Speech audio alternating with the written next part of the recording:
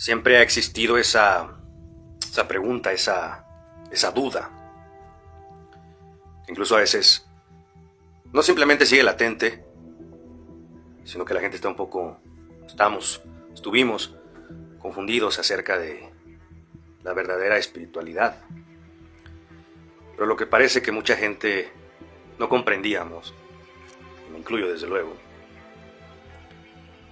una cosa pudiera ser lo que se conoce en la esfera del vulgo, la esfera del afuera, el arquetipo conocido de espiritualidad, que son plegarias, rezos, invocaciones, meditaciones. Si bien todo esto es la parte pudiera ser externa, y que claro que desde luego la única meditación y lo que se propone más allá de acallar la mente, como muchas personas hablan acerca de ese tema, es conectar con el yo. Pero habíamos muchos que quizás no conocíamos qué era el yo. Y no es algo que se pueda, incluso, a mi punto de vista, explicar en un contexto de mente-razón. No puedo hacerlo de forma lúdica, porque sería imposible. La mente-razón es parte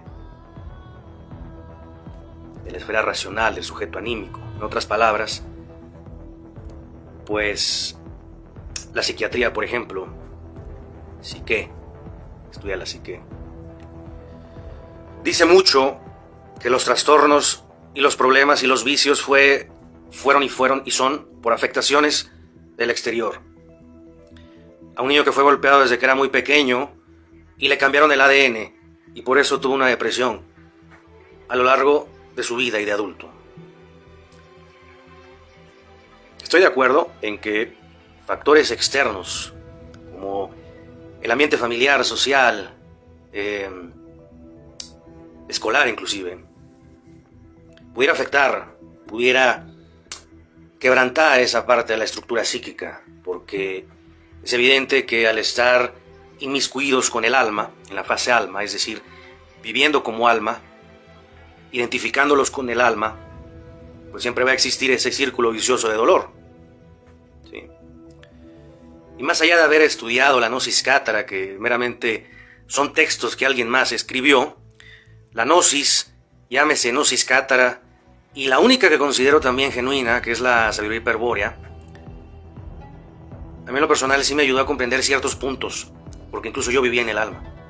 Muchas personas son alma, allá afuera muchas personas son anímicas, volátiles, con trastornos obsesivos compulsivos, con depresión, con neurosis depresiva, promiscuidad.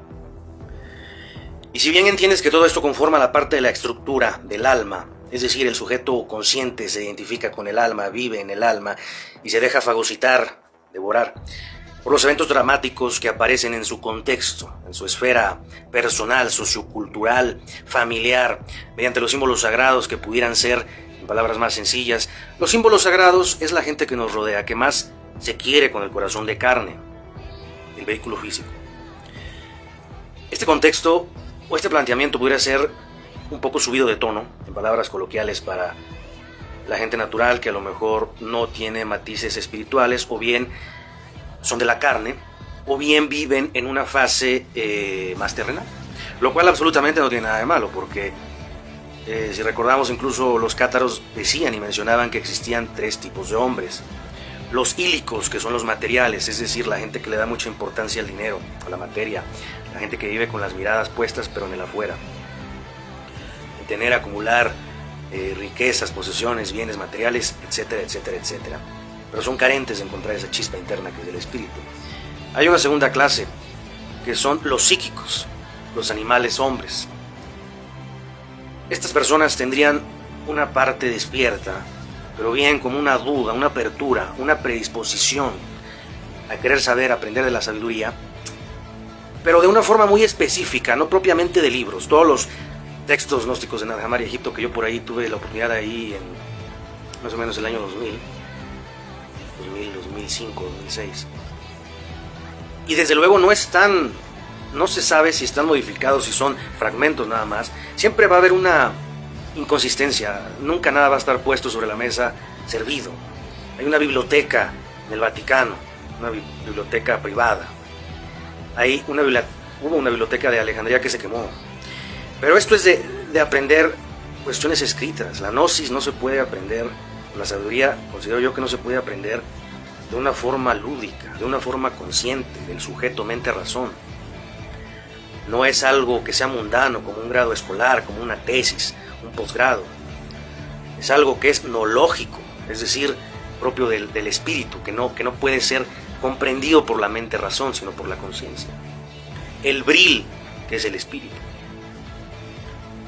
Y si bien los dos caminos que se presentan para dejar de sufrir, y no es el pare de sufrir que hablan los religiosos, sino, me atrevo a decir en un contexto mucho más significativo y simbólico, que quizás me atrevo a decir que ni ningún psiquiatra ni ningún psicólogo pueden ser capaz de llegar a tamaños y semejantes poderes de autodominio sobre el sujeto anímico, nuestras personas, y el yo que se manifiesta, espíritu que se manifiesta a través de la carne.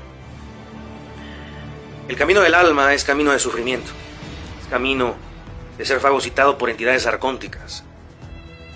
El ponerle esa puesta de sentido a los eventos dramáticos que existen, empatizar con nuestros símbolos sagrados, llámese familia, pareja, hijos, el arquetipo dama que para los hombres es sumamente difícil de vencer o de trascender, no vencer, trascender.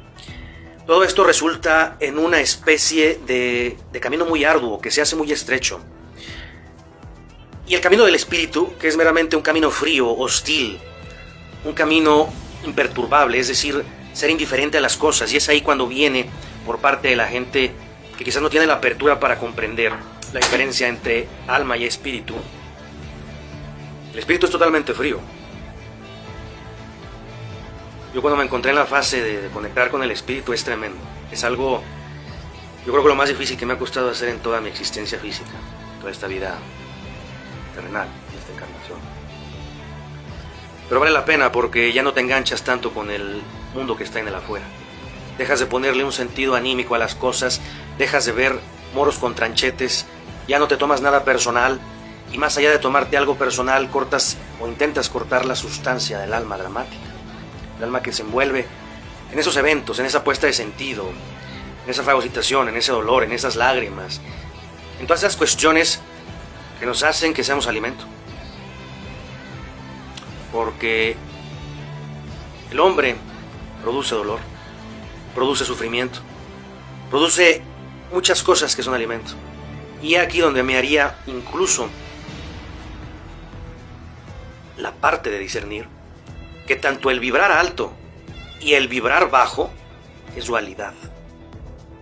Entiéndase lo siguiente: vibrar alto, emoción, gozo, risa, es vibrar alto.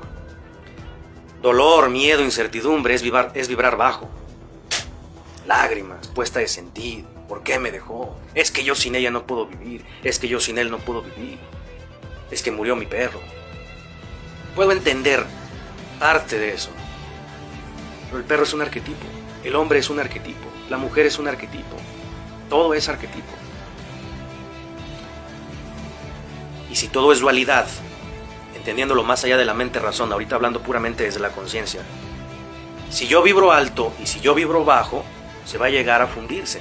Es decir, si yo vibro alto, es una parte, pero si yo vibro bajo, es otra parte. Es como el yin y el yang, pueden fundir en uno solo.